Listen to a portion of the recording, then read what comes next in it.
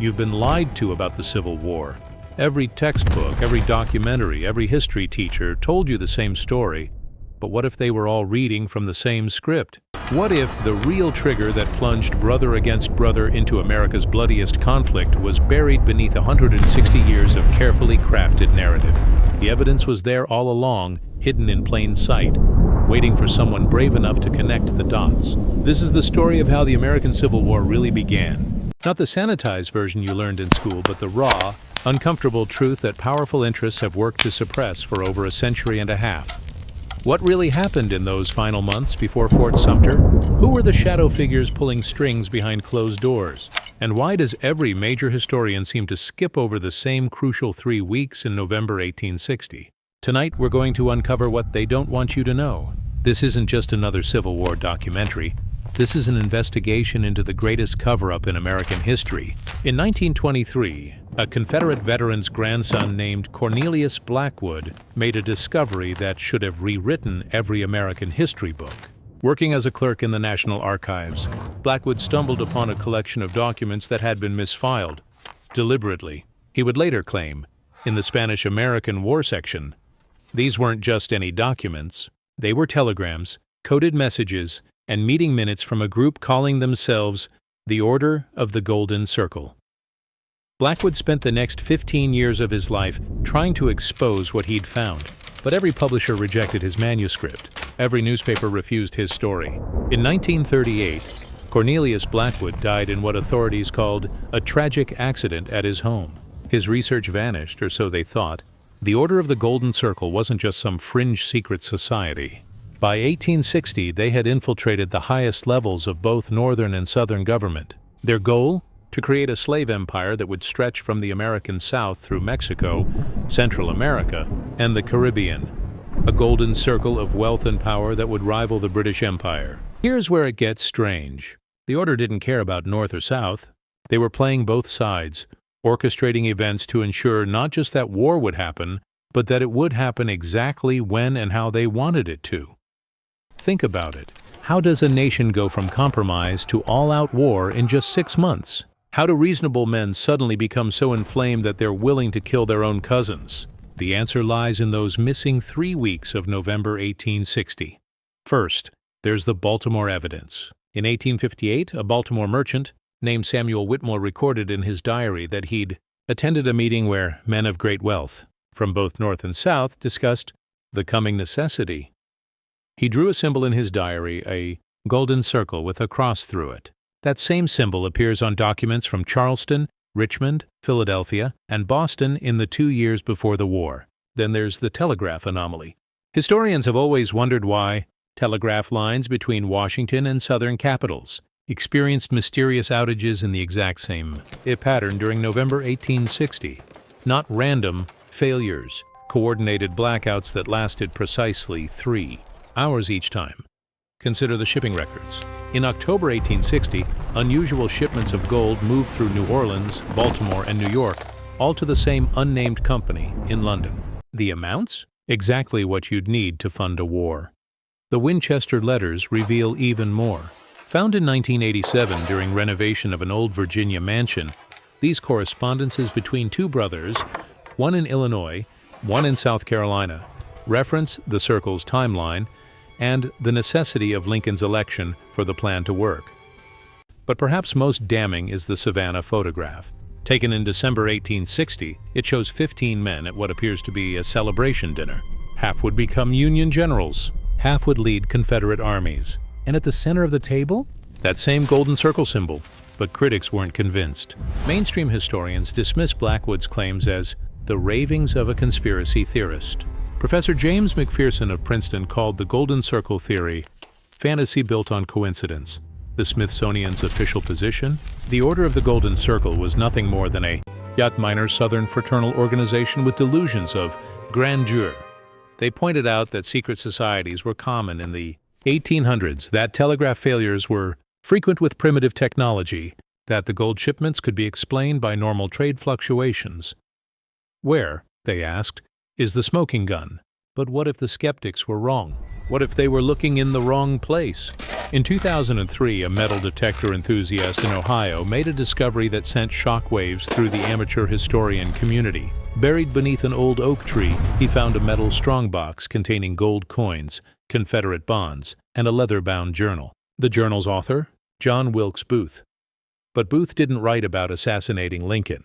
He wrote about the order, about meetings in Montreal, about European bankers who stood to profit from American division, about a plan so audacious that even he, in 1864, called it beyond belief. The FBI confiscated the journal within days. The finder was paid a substantial sum and signed a non-disclosure agreement. Officially, the journal never existed, but photographs had already leaked online. Here's where it gets truly unbelievable. What if the Civil War wasn't just orchestrated by wealthy Americans? What if the real puppet masters were European banking dynasties who had never forgiven America for breaking away from the British Empire? Documents from the Vatican Secret Archives, released in 2019, reference American communications from 1860 that speak of the New World experiment needing to be brought back into the fold.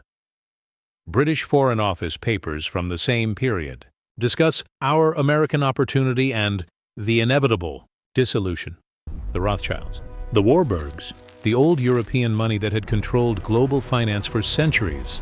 They saw American unity as a threat to their power. A divided America would need loans, would need weapons, would need their banks. Some researchers go even further. They point to the occult symbolism in Golden Circle documents, the astronomical alignments of key battle dates, the bizarre rituals described in captured Confederate papers. Was this just about money and power, or was something darker at work? The concept of orchestrated division isn't new. The ancient Romans spoke of divide et impera, divide and conquer. The Knights Templar were accused of playing Christian kingdoms against each other for profit. The Venetian banking families of the Renaissance perfected the art of funding both sides of a conflict.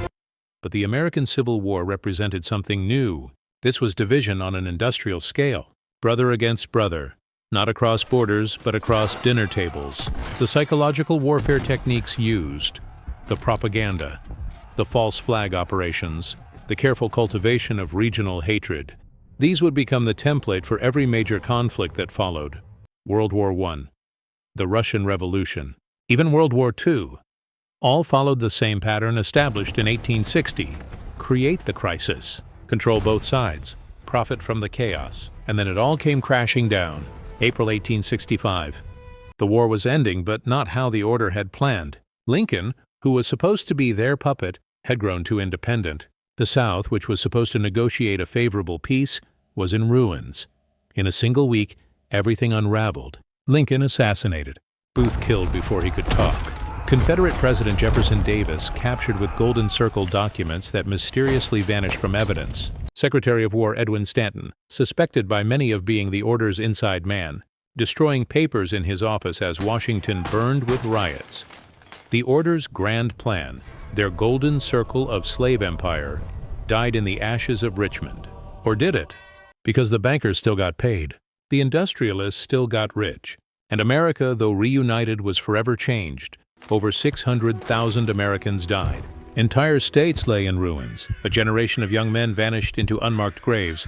All for what? So that European banking houses could maintain their grip on global finance? So that a secret society could build an empire on the backs of human bondage? Modern historians insist it's all coincidence. They point to economic data showing the war was inevitable. They cite the Missouri Compromise, the Kansas-Nebraska Act, the Dred Scott decision. Slavery, they say, made conflict unavoidable. Economists from Harvard and Yale have published papers proving that the financial patterns of 1860 were normal for the era. Telegraphic historians note that the technology was notoriously unreliable. The Smithsonian maintains that the Golden Circle was a small group of Southern extremists with no real power. But if this is all fantasy, why are so many documents still classified? Why did the FBI seize the Booth Journal? Why do Freedom of Information Act requests about the Golden Circle get denied for national security reasons, 160 years after the war ended? Perhaps the truth lies somewhere in between. Maybe the Golden Circle existed, but wasn't as powerful as Blackwood believed. Maybe wealthy interests did manipulate events, but the war would have happened anyway. Maybe European bankers profited from American division without actively causing it, or maybe, just maybe, we're looking at this all wrong. What if the Golden Circle wasn't trying to start the war but to control how it ended? What if their real goal wasn't a slave empire but something else entirely? Some researchers point to the rapid industrialization after the war, the rise of robber barons, the Gilded Age, the transformation of America from agrarian republic to industrial empire. Was this the real plan all along? What if everything you learned about the Civil War was carefully crafted to hide the truth? What if your ancestors, whether they wore blue or gray, were pawns in a game they never understood?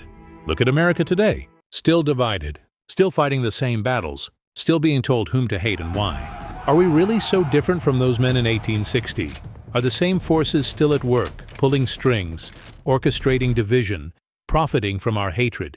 The evidence is out there, in old diaries, in classified archives, in the patterns that repeat through history.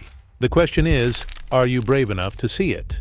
The Civil War ended 160 years ago. Or did it? Because the forces that drove brother against brother, greed, manipulation, the hunger for power, these haven't gone away. They've just gotten better at hiding. So I ask you, what do you believe? Was the Civil War an inevitable clash over slavery and states' rights? Or was it the first modern example of orchestrated division, a template for controlling nations by turning their people against each other? Look at the evidence. Research the Golden Circle yourself. Ask why so many documents remain classified. And then ask yourself the most important question of all.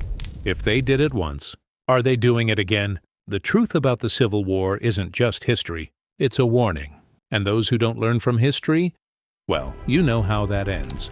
What's your theory? Drop it in the comments below. Because maybe, just maybe, one of you has the missing piece that finally solves the puzzle of how the Civil War really started. The truth is out there. The question is, can you handle it?